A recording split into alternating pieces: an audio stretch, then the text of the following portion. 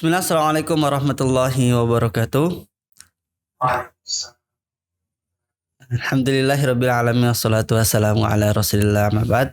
Alhamdulillah, bersyukur atas Allah Subhanahu wa taala yang telah melimpahkan rahmat serta hidayahnya kepada kita semua.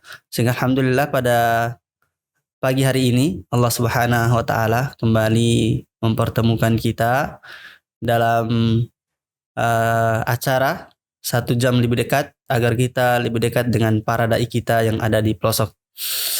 Kemudian salam kita haturkan kepada junjungan kita Nabi Muhammad sallallahu alaihi wasallam beserta para keluarganya, para sahabatnya dan orang-orang yang meneruskan risalah yang dibawa oleh beliau. Sahabat inspirasi, alhamdulillah ya hari ini kita kedatangan tamu jauh ya. Tempat tinggalnya jauh, asalnya jauh, lebih-lebih tempat pengutusannya pun lebih jauh, Masya Allah. Di ujung baratnya Indonesia, Masya Allah. Hari ini kita kedatangan tamu Ustadz Edzran. Assalamualaikum Ustadz. Ya. Waalaikumsalam Ustadz. Masya Allah. Bagaimana kabar Ustadz? Alhamdulillah, bikhair Ustadz. Masya Baik, Allah. sehat-sehat. Ya, ini tamu kita ini masih sangat muda, Masya Allah. Dan belum menikah. Ya. Masya Allah.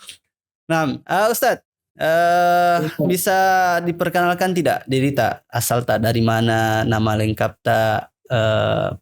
Atau saya sedikit bocoran ya. Ustadz Edzran beliau ini seorang mu'alaf, Masya Allah, yang sekarang ini sedang berjuang untuk ya mengislamkan juga teman-teman yang seagama dengan beliau dulunya. Ya, silakan Ustadz. Ya, bismillahirrahmanirrahim. Assalamualaikum warahmatullahi wabarakatuh. Perkenalkan, nama saya Ezra Ferdi, saya dai asal Kalimantan dan diutuskan untuk bersekolah di Tadrib Duat Makassar dan sekarang bertugas di Aceh. Di desa mana Ustadz? Oh ya, untuk sekarang alhamdulillah kami bertugas di daerah Aceh Tenggara di Kecamatan Leuser, di atas gunung di Desa Bukit Meriah. Kalimantan di mananya Ustadz? Oh ya, untuk di Kalimantan saya tinggal di Kalimantan Utara di Kabupaten Nunukan. Di Nunukan, Masya Allah. Ya, tidak jauh berbeda lah suasananya di Nunukan dengan tempat atau lokasi tadi yang sekarang Ustadz ya. Masya Allah. Ya, Ustadz, sebelum kita melangkah jauh untuk membahas bagaimana Ustadz menjadi seorang mu'alaf, ya, saya mau ke pertanyaan mendasar dulu. Ustadz, itu pertama kali kenal tadrib itu di mana Ustadz? Alhamdulillah saya kenal Tadrib Duat Makassar itu melalui murabbi saya. Dari semenjak saya mualaf 1 bulan, saya mencari guru ngaji dan mengaji dengan salah satu alumni Tadrib Duat angkatan ke-17 yaitu Ustadz Irfan Jaya, dan saya diperkenalkan tadrib oleh beliau. Masya Allah. Ceritanya ini Ustadz awal-awal jadi seorang mu'alaf, dikenalkan dengan agama ini, terus langsung diajak untuk masuk Tadrib Duat Ustadz. Itu semenjak saya ketemu Ustadz Irfan Jaya, saya dibina oleh beliau, kan masih mualaf, saya belajar ngaji, terus saya ditarbiyah selama 1 tahun. Ketika mau selesai sekolah SMA, beliau menawarkan bahwasanya ada sekolah dai, kamu mau ikut atau tidak? Begitu Ustaz. Insya Allah. Ya. Nah, untuk cerita kenapa bisa jadi seorang mu'alaf bagaimana Ustadz? Oke. Sebenarnya cerita dari mu'alaf ini berawal ketika saya masih kelas 2 SMP. Saya beritahu sedikit bahwasanya saya dulu seorang Kristen Protestan di Nunukan. Saya mempelajari Islam atau mulai tertarik dengan Islam itu ketika saya masih kelas 2 SMP. Saya mulai mendalami Islam di situ. Ini berawal dari pertanyaan teman-teman saya yang Muslim, karena saya lingkungannya dari kecil itu berteman dengan para teman-teman Muslim. Jadi mereka selalu menanyakan tentang konsep ketuhanan kepada kami, karena kan di Kristen Protestan itu kami mempercayai tentang Trinitas. Bahwasanya Tuhan itu satu tetapi memiliki 3 sifat. Yang dimana itu terbagi menjadi Allah Bapa, Anak, dan Roh Kudus. Dimulai dari situ ketika mereka mempertanyakan siapa Tuhannya agama Kristen, kita menjawabnya dengan menggunakan Trinitas. Tapi ketika kita ditanya lagi apa itu Trinitas, kenapa bisa satu pribadi menjadi 3? Kenapa 3 dalam satu? Situ saya juga sempat bingung. Akhirnya saya mencoba mendalami melalui beberapa channel-channel YouTube dan belajar otodidak di Google. Dan saya menemukan satu channel yaitu tentang Dr. Zakir Naik. Yang dimana Dr. Zakir Naik ini membahas tentang perbandingan agama yang melakukan perdebatan dengan para pendeta. Akhirnya saya belajar melalui beliau. Berarti itu murni lahir dari diri Ustadz sendiri ya? Ya, itu murni lahir dari diri saya sendiri karena keyakinan saya bahwasanya ketika kita ingin menyembah sesuatu kita harus tahu apa yang kita sembah. Dan proses belajar saya ini dari kelas 2 SMP itu sampai 2 SMA. Dan sebelum saya memutuskan untuk masuk ke dalam Islam, saya sempat mengikuti program gereja yang namanya kategisasi, yaitu program pendidikan kaum remaja atau dewasa yang dimana setelah mengikuti pelatihan itu selama 1 tahun di gereja itu akan bisa mengajar di gereja, dipersiapkan memang untuk pengajar seperti Ustaz. Ya. Berarti masuk Islamnya itu di kelas SMA, kelas 2 SMA ya? Ya, kelas 2 SMA, penaikan kelas 3 SMA Ustaz. Di tahun 2022 Ustaz. Tepatnya 2022, 2 pekan sebelum Lebaran Idul Adha. Insyaallah. Berarti prosesnya agak panjang Ustaz ya? Mulai dari kelas 2 SMP, mulai belajar sampai kelas 2 SMA, insyaallah. Betul-betul mendalami sebelum masuk Islam ya? Ya, betul-betul mendalami. Proses belajar saya itu sekitar 6-7 tahun. Yang dimana saya ketika ingin masuk ke dalam Islam, saya tidak hanya sekedar ingin masuk, tetapi saya ingin mendalami bahwasanya Islam ini seperti apa, bagaimana cara metode beribadahnya, dan siapa yang dia sembah. Jadi ketika saya berani memutuskan untuk pindah agama, saya tidak akan main-main lagi di dalamnya karena saya belajar dengan tekun. Ketika saya memutuskan untuk pindah agama, berarti saya mengambil resiko yang sangat besar. Ketika saya mengambil resiko yang sangat besar dan saya tidak melaksanakannya dengan sangat baik, itu akan menjadi rugi bagi saya. Karena saya, apa bedanya saya dengan yang sebelumnya ketika saya di agama yang baru atau Islam, saya main-main dengan agama tersebut. Maka dari itu saya belajar sekitar 6-7 tahun untuk mendapatkan ilmu-ilmunya dan memantapkan diri. Ketika nanti saya sudah Islam, saya bisa menjalankan Islam dengan kafah atau menyeluruh, seperti itu. Ya. Prosesnya luar biasa dan berarti ini Ustadz Ezran betul-betul sungguh-sungguh untuk belajar Islam ketika masuk atau bergabung di agama Islam ya, insyaallah. Ya Ustadz, kalau orang tuanya sendiri Ustadz, itu asalnya dari mana Ustadz? Itu dari keluarga Kristen memang atau bagaimana Ustadz? Ibu dan bapak saya itu asli Kristen, yang mana mereka itu bersuku Toraja dan Makassar. Dan sedikit saya beritahu bahwasanya keluarga saya di Nunukan itu rata-rata pengurus gereja, yang dimana ketika saya masuk ke dalam Islam itu saya langsung dipanggil oleh mereka bahwasanya kita ini keluarga pengurus gereja. Dan 1 bulan saya Islam itu saya langsung dipanggil oleh pendetanya datang ke rumahnya ke gereja. Jadi saya diajak berdebat dengan dia, bahwasanya dia mengatakan, kamu sudah kami bina selama 1 tahun, kenapa kamu memutuskan masuk dalam Islam? Bukankah kamu sudah membuat pengakuan bahwasanya kamu akan mengikuti Yesus sebagai Tuhanmu dan mau mengabdikan diri untuk gereja? Tapi saya bilang bahwasanya itu setiap kepercayaan orang itu berbeda-beda, maksudnya kita tidak bisa memaksakan kepercayaan itu kepada orang lain. Ketika saya semakin memperdalami Kristen, di situ saya juga semakin bingung. Dan saya ketika menanyakannya kepada para pengajar gereja dan pendeta, mereka menjelaskannya juga berputar-putar. Dan pasti mereka bilang, cukup yakini saja, kamu yakini, kamu mati, kamu masuk surga. Jangan banyak tanya, cukup yakini saja, seperti itu. Masya Allah. Berarti dari dulu sudah penasaran memang dengan Islam Ustaz ya? Ya, dari dulu sudah penasaran pengen dalam Islam. Masya Allah.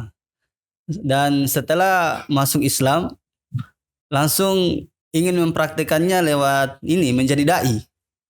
Ya, setelah saya masuk dalam Islam, saya memiliki orang tua angkat. Karena sebelum saya Islam, saya sempat memberitahukan kepada keluarga saya bahwasanya saya ingin masuk Islam, tetapi pihak dari ibu saya mengatakan, coba kamu tanya dulu keluarga yang lain, maksudnya saudara-saudaramu. Saya tanya kepada abang saya bilang, bagaimana mungkin kau bisa masuk ke dalam Islam, sedangkan Islam itu agamanya cukup ketat, cukup ribet. Maksudnya mereka saja ibadah 5 kali sehari, sedangkan kita saja ini yang 1 kali sepekan. Kadang kita masih ada bolongnya. Bagaimana dengan yang Islam 5 kali sehari? Saya bilang, saya sudah yakin, saya sudah pelajari lama, saya ingin masuk Islam. Dia bilang, coba dulu 1 pekan sholat. Tapi saya tidak bisa menjamin kamu bisa tinggal di sini atau tidak. Bisa jadi kamu diusir dari sini. Keyakinan saya pada saat itu, ketika saya diusir dari rumah, saya berpikir bahwasanya masih banyak masjid tempat saya tidur. Saya tidak takut karena saya sebelum Islam itu saya mendapati sebuah ceramah dari salah seorang ustadz terkenal, bahwasanya dia bilang ketika kita meninggalkan sesuatu karena Allah, Allah itu pasti akan menggantikannya dengan yang lebih baik. Maka dari itu keyakinan itu saya pegang ketika saya meninggalkan perkara-perkara kesyirikan atau menyembah selain Allah, saya yakin bahwasanya Allah akan membantu saya meskipun saya hidupnya di luar atau tinggal di masjid gitu. Saya yakin sekali Allah pasti bantu. Dan itu terjadi ketika saya mualaf, itu saya tidak diberikan fasilitas lagi, bahwasanya semua dicabut dan beasiswa dari gereja dicabut. Apapun saya sudah tidak punya lagi. Bahkan saya ingin lanjut kuliah, orang tua saya bilang bahwasanya kamu cari uang sendiri saja, modal sendiri, cari uang kuliah sendiri karena kamu sudah memutuskan Islam. Jadi kami orang tua keluarga itu tidak bertanggung jawab lagi. Alhamdulillah saya ketemu dengan orang tua angkat saya di masjid tempat saya syahadat. Itu orang tua saya asalnya dari Endrekang, beliau yang menanggung saya.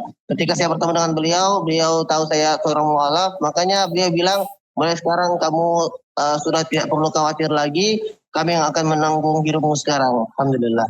Masya Allah. Dan bagaimana perasaan tak waktu itu Ustaz? Berpisah dengan orang tua dan mungkin tidak berkomunikasi lagi dengan orang tua ya Ustaz? Orang tua kandung. Sekitar 6 bulan saya itu tidak diusir, saya tetap tinggal di rumah, tetap makan seperti biasanya, tetapi suasana rumah itu hening. Ketika kita masuk dalam rumah itu tidak ada sesuatu pun yang terjadi. Bahwasanya kita sudah tidak ditegur lagi selama 6 bulan. Ustaz. Jadi sekitar 6 bulan itu sebelum saya lulus SMA, nah di situ sedang mau pendaftaran kuliah. Pendaftaran kuliah itu orang tua saya tiba-tiba menawarkan masuk di Borneo Tarakan, Universitas Borneo Tarakan, dikasih semua kenikmatan, dikasih motor bebas pilih, HP bebas pilih, dikasih uang tempat tinggal yang layak. Itu usia saya masih 18 tahun.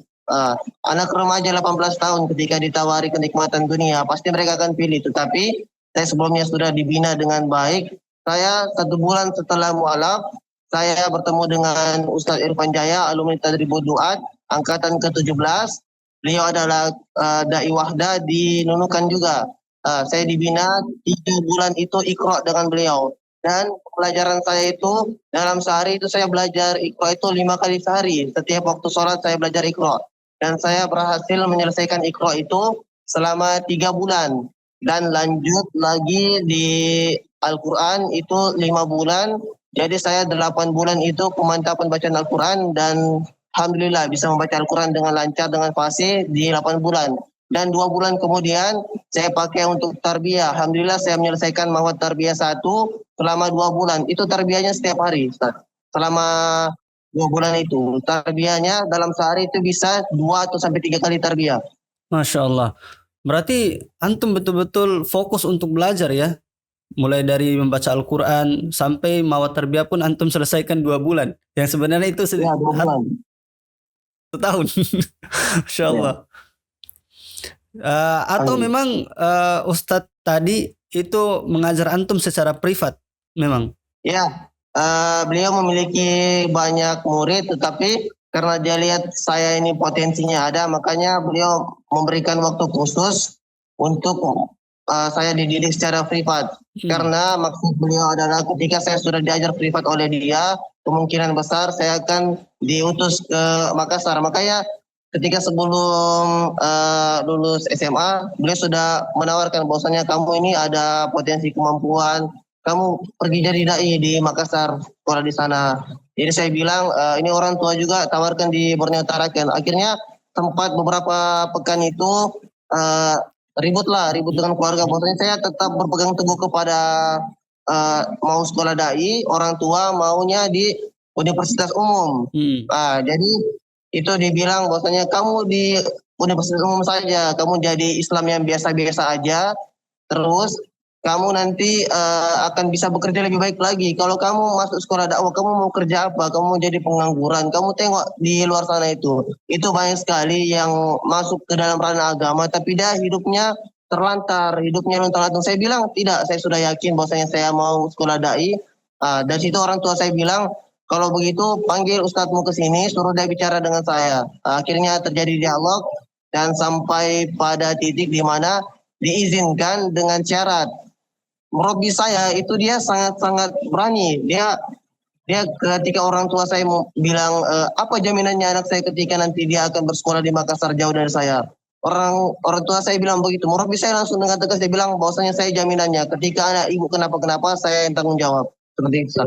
Makanya saya sangat bersyukur dipertemukan dengan Ustadz Irfan Jaya yang dimana beliau itu sangat-sangat tekun mendidik saya sehingga saya bisa menjadi seperti sekarang. Masya Allah, betul-betul beliau mendirikan dirinya untuk antum ya, dan mungkin beliau sudah menganggap antum sebagai anaknya sendiri, Insya Allah. Ya, mungkin lebih tepatnya adiknya sendiri. Iya, adiknya sendiri, Masya Allah. Ya, dan sekarang Ustadz Irfan Jaya itu masih di sana, masih di Nunukan. Beliau masih di daerah Nunukan, alhamdulillah. Masya Allah, dan masih aktif komunikasi sampai sekarang ya? Ya, masih aktif. Saya setiap melakukan kegiatan, saya selalu konfirmasi ke beliau bahwasanya ketika saya ada persoalan, saya menanyakan bagaimana solusinya. Beliau kadang memberikan saya banyak dan dakwah. Masya Allah. Nah, dan antum ketika diutus ke tadrib waktu itu, ya antum agak sedikit kaget atau bagaimana? Karena di sana kayaknya agak ketat kayaknya proses belajarnya. Waktu saya diarahkan untuk masuk dari Butuhat, saya kaget karena kan sebelumnya saya tidak pernah pesantren dan sebelumnya saya hanya mempelajari Islam secara otodidak. Ketika masuk di Tadrib Butuhat dengan materi yang tersistematis kemudian alumni dari Butuhat, saya kaget. 1-2 bulan itu saya drop betul. Karena saya sama sekali tidak memahami ilmu itu. Tapi perlahan saya mendapatkan dukungan dari Ustadz Irfan bahwasanya kamu bisa. Karena sebelumnya kamu bisa selesaikan atau memperdalam Al-Quran itu mendapatkan 8 bulan. Kamu pasti bisa selanjutnya ini. Karena tidak mungkin kamu tidak bisa, karena saya sudah lihat potensi ilmu itu mampu menyerap ilmu dengan sangat cepat. Maka dari itu saya mulai kesusahan, tetapi bulan selanjutnya saya kejar materi dan alhamdulillah saya mendapatkan predikat nilai yang cukup baik dari 21 teman-teman yang ada di Tadrib Butuhat Makassar. Saya mendapatkan nilai tertinggi posisi kelima, alhamdulillah, dari 21 orang itu, alhamdulillah. Dari yang sebelumnya saya melihat bahwasanya rata-rata ini backgroundnya semua alumni pesantren, saya sempat agak saya bisa bersaing dengan alumni pesantren dan alhamdulillah Allah memberikan taufiknya, Allah memberikan saya kemudahan, saya bisa bersaing dengan mereka dan bahkan mendapatkan nilai yang cukup baik. Ya, dengan segala kesulitan yang antum hadapi, mungkin dijauhkan dari keluarga, ya, terus sudah tidak berteman lagi dengan kawan-kawan yang lama, terus diutus lagi di tadrib yang mungkin proses belajar mengajarnya itu agak sulit ya karena sangat ketat. Mungkin istirahatnya itu di waktu makan dan tidur saja, Ustaz ya? Di Tadrib kita memulai kuliah itu jam setengah 8 pagi dan selesai jam setengah 12 siang. Kemudian kita istirahat, sholat, dan makan sampai asar. Setelah asar kita lanjut lagi belajar sampai setengah 6. Dan setelah Ba'da Isya kita masuk lagi kelas bahasa Arab di malamnya sampai jam 2 malam. Sangat tadi kita waktu istirahat cuma untuk tidur 2-3 jam dan makan saja dan sholat. Gitu. Jadi dai yang berkompeten.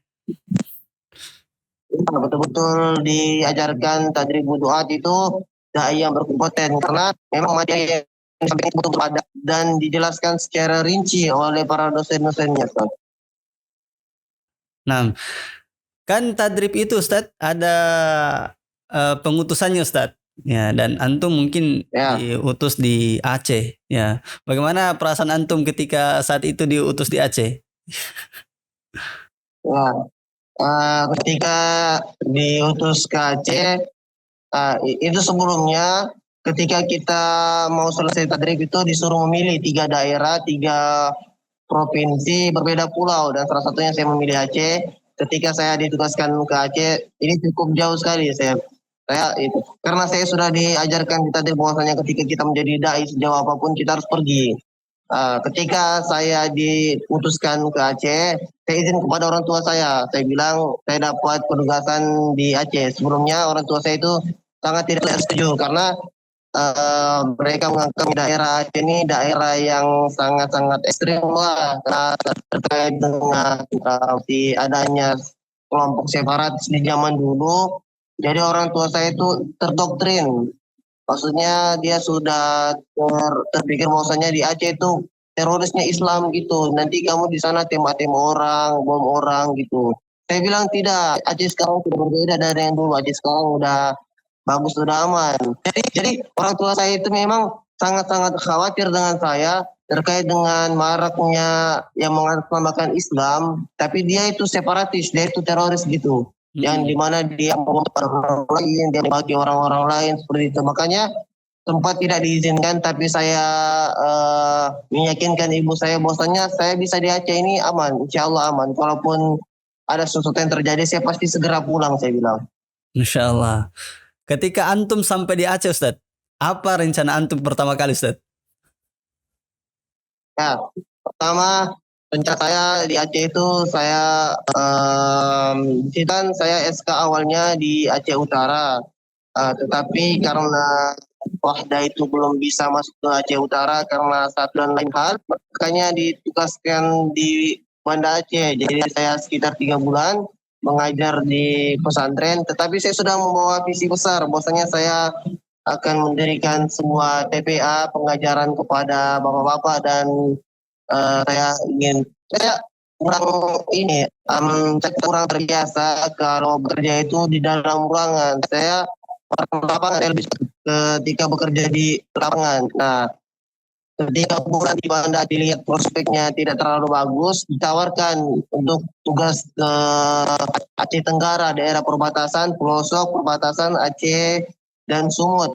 Di situ saya sangat senang lah karena di kesempatan saya bertugas itu memang daerah yang atas yang di mana kalau dari kota kita naik kendaraan itu sekitar 1-2 jam, cukup jauh.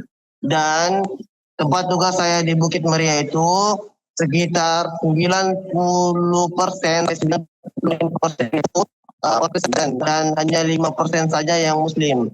Di sana itu di tempat saya bertugas di Aceh Tenggara, Bukit Maria, itu ada sekitar 7 gereja kalau untuk desa saya. Kalau saya hitung kemarin dari desa awal sampai desa akhir, itu sekitar 22 gereja. Yang dimana di sana sangat masif sekali perkembangan gereja. Ini menjadi salah satu tantangan besar bagi saya. Ketika saya dihadapkan dengan orang-orang dan saya harus bisa berdakwah gitu. Jadi langkah pertama saya buat itu, saya langsung mengumpulkan semua bina mereka, saya kumpulkan dalam satu tempat, saya bina keimanannya karena dikhawatirkan bahwasanya mereka akan terdoktrin oleh orang-orang Kristen ini, akan diajak masuk ke dalam agamanya. Maka dari itu saya ambil langkah cepat, mengumpulkan semua, menghidupkan kembali masjid dan bersosialisasi dengan masyarakat bahwasanya terkait dengan agama sebelumnya, karena saya kan tahu agama sebelumnya itu bagaimana cara mereka untuk berdakwah ke lapangan. Insya Allah. Berarti antum sendiri di situ, Ustaz? Ya, kami untuk di daerah Aceh Tenggara itu kami bekerja sama dengan FDP, Forum Dakwah Perbatasan, yang di mana itu ada juga dainya di Sumatera Utara, khususnya daerah Bulu Salam. Untuk di Aceh Tenggara ini dia ada sekitar 4 dai di Kampung Gayo, Bukit Muria, Gunung Fakfak dan Bun Bun Indah, yang di mana itu daerah minoritas. Antum kerjasama dengan mereka ya? Berarti 5 orang sekarang di sana. Ya, ya. Dan fokus pengajarannya itu apa, Ustaz? Untuk minoritas Islam di situ, Ustaz? Kalau fokus pengajarannya yang pertama itu terkait dengan masalah akidah tentang peribadatan, yang di mana ada beberapa tradisi yang itu tidak sesuai dengan ajaran Islam. Saya beritahukan secara perlahan bahwasanya ini akan konsekuensinya seperti ini. Tetapi saya metode mengajarnya itu saya tidak memaksakan langsung. Saya beritahu secara perlahan, biar masyarakat tidak kaget, karena kita masuk ke daerah masyarakat yang awam ilmu agama, jadi kita tidak boleh langsung menekan step by step. Insya Allah. Dan untuk anak-anak itu Ustaz sendiri yang mengajarkan bacaan Al-Quran ya? Ya, alhamdulillah di desa itu saya bina 16 anak-anak. 16 anak saya bagi menjadi 2 sesi, ada sesi sore dan sesi pada maghrib. Jadi saya mengajarkan mereka karena dengan harapan suatu saat nanti bisa jadi ada dai atau daiyah yang tumbuh dari kampung itu sehingga kampung itu aman. Itu makanya saya memberikan pengajaran di awal sebagai harapan akan muncul bibit-bibit kaum muslimin yang aman dari situ, Ustaz. Insya Allah. Untuk orang tua di sana pakai metode dirosa juga, Ustaz? Pengajaran Al-Qurannya? Ya, kalau untuk di daerah tugas saya ini ada beberapa anak-anak itu saya ajar menggunakan metode dirosa, yang khususnya yang kelas 6 SD yang mana mereka sudah paham. Saya menggunakan metode dirosa. Alhamdulillah mereka masuk di pertemuan ke-13. Dan mereka sendiri yang bilang bahwasanya, Ustaz, ini buku ini lebih mudah dipakainya Ustaz dibandingkan buku Iqra, dia bilang. Karena ini lebih gampang kita pelajari Ustaz, lebih mudah kita lebih cepat nih, katanya cuma 20 kali aja Ustaz kita sudah bisa ngaji. Saya bilang bisa, serta tiap hari ngaji. Alhamdulillah mereka sudah masuk di pertemuan 13. Mengajar, Ustaz? Itu dari hari Senin sampai hari Sabtu. Saya liburkan malam Ahad di masjid, tetapi hari malam Seninnya saya masukkan kembali. Jadi memang 1 pekan tuh nggak ada libur, saya full semua. Insya Allah. Dan antum tinggal di situ, Ustaz? Tinggal di masjid atau ada rumah memang disediakan oleh warga setempat?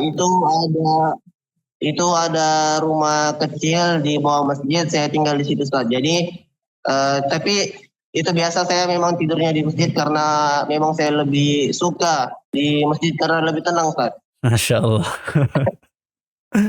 Ketika antum datang ke situ, Ustaz, bagaimana reaksi masyarakat setempat, Ustaz?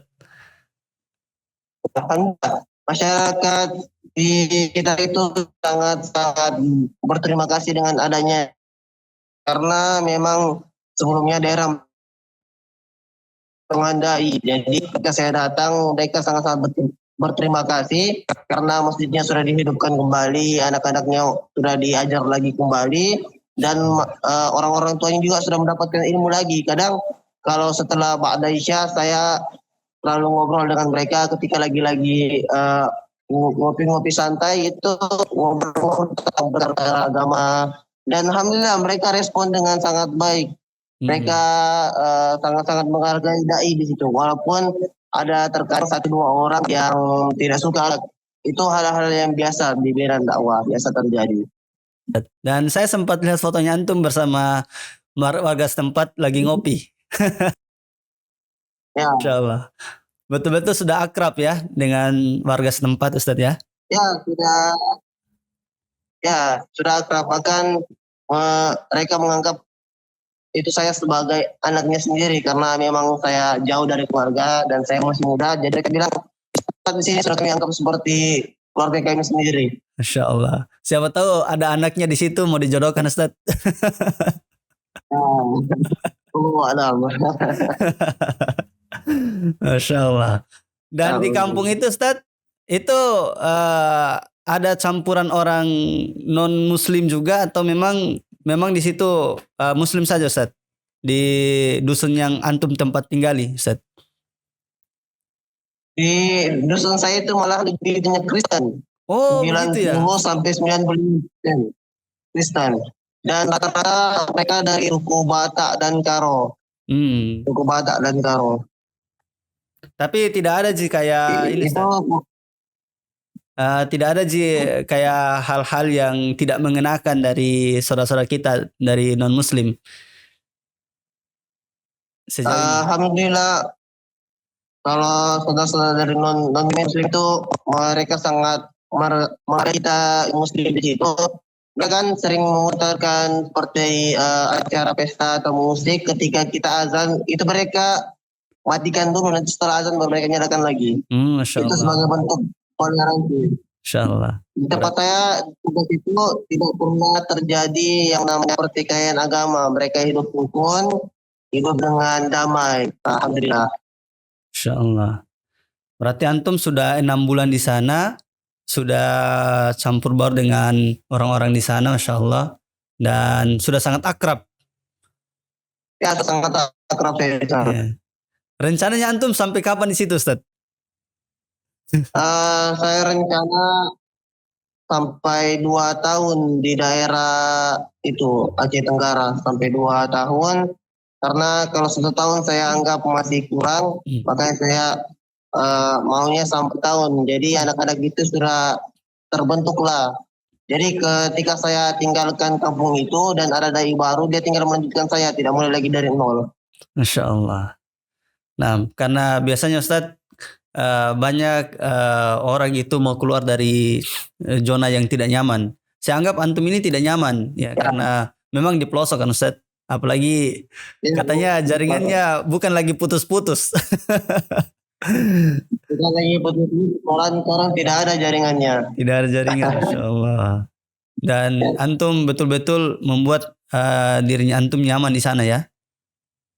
Ya, membuat nyaman kan karena walaupun kita jauh dari keluarga, memang ini tugas dakwah, kewajiban kita, jadi kita harus siap, tidak siap harus siap.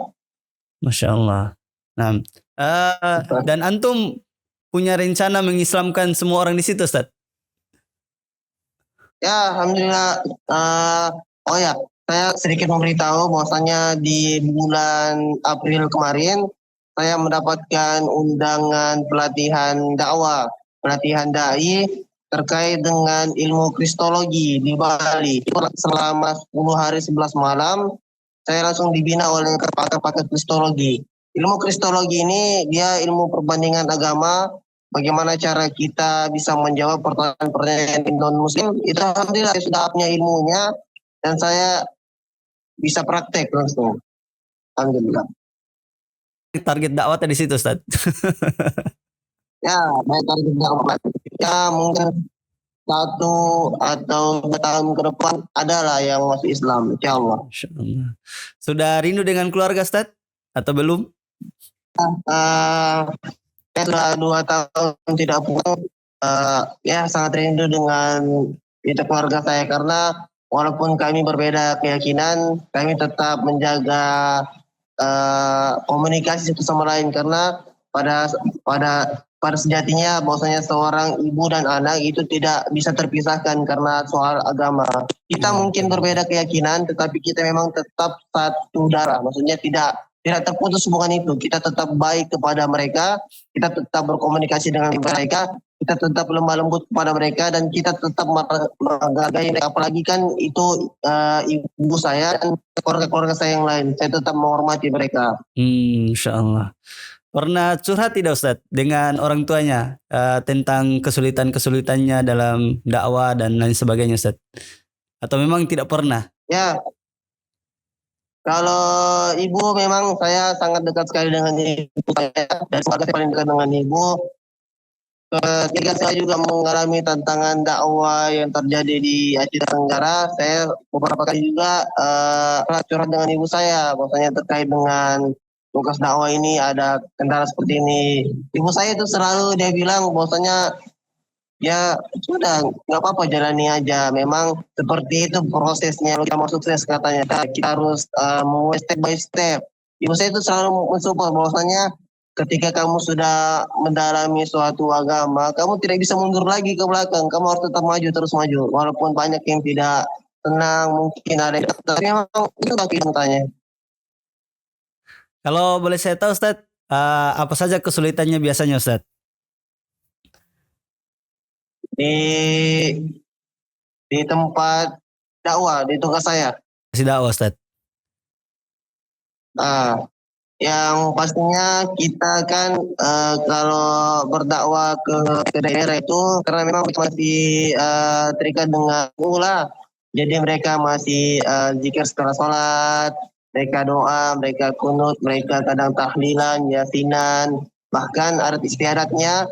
Saya baru tahu bahwasanya kalau di Aceh orang meninggal itu dipotongkan lembu atau dibuatkan acara besar. Itu seperti suku-suku yang ada di Toraja gitu, yang ketika mereka meninggal dibuatkan pesta. Itu kadang saya dipanggil untuk menghadirinya karena saya memang dai di situ. Saya tidak enak hati kalau saya tidak datang. Ini sebagai syiar saya lah. Maksudnya saya dai memang datang walaupun memang ada beberapa ajaran yang tidak sesuai dengan yang kita pahami, tapi memang itulah tentang dakwanya. Kalau kita tidak bisa membiasakan diri dengan keadaan, takut akan diusir oleh warga di situ. Nah, seorang dai itu dia tidak bisa memaksakan kehendaknya. Seorang dai itu tidak bisa memaksakan bahwasanya warga harus ikut dia.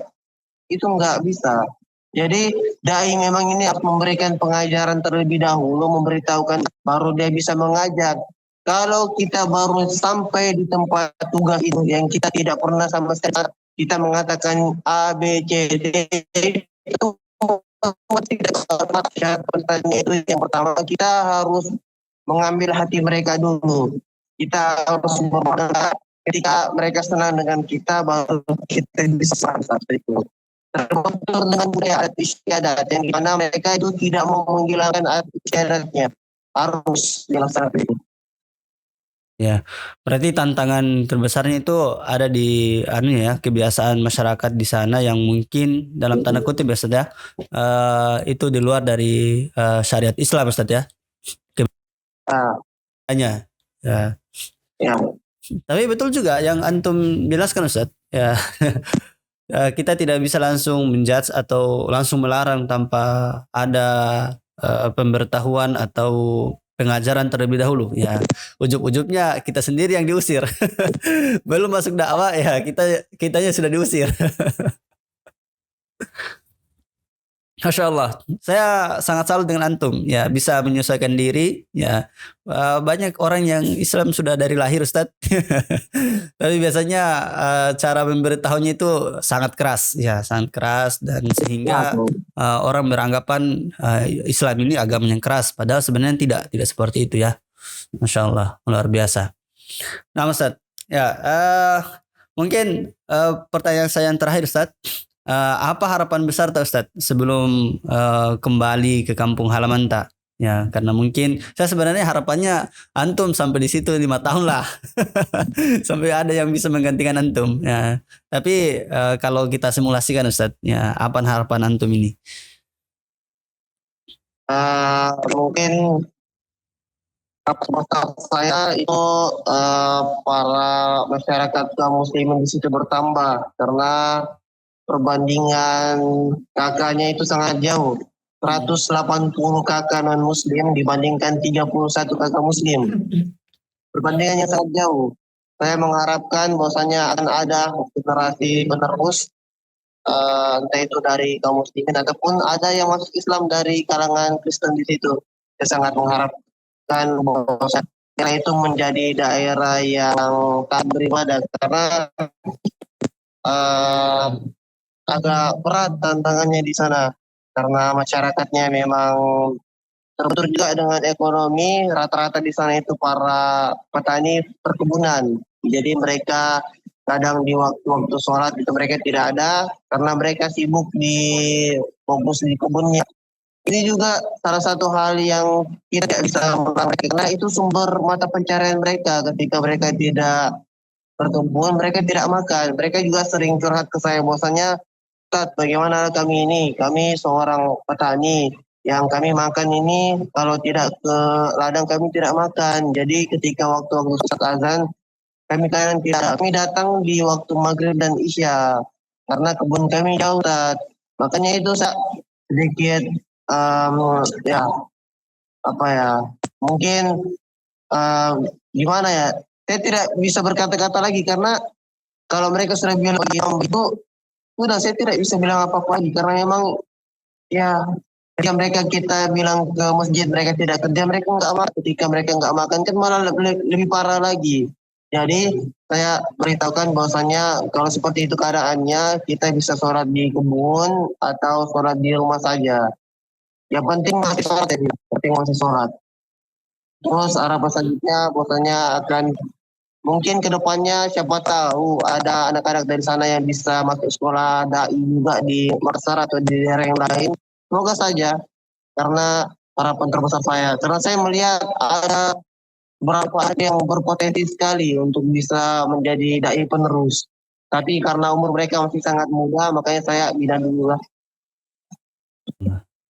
Harapannya lagi ya semakin terjaga kerukunan umat beragama di sana karena jangan sampai kerukunan sudah jadi sama 20 tahun itu hancur.